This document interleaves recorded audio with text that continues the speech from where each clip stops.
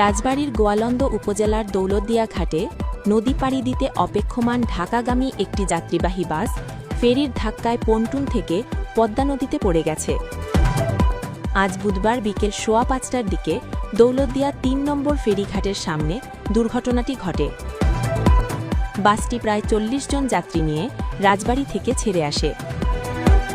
Fire service এক বার্তায় জানিয়েছে, ফেরিতে ওঠার সময় যাত্রী নিয়ে একটি বাস পদ্মা নদীতে পড়ে গেছে। ফায়ার সার্ভিসের ডুবুরি দল উদ্ধার কাজ করছে।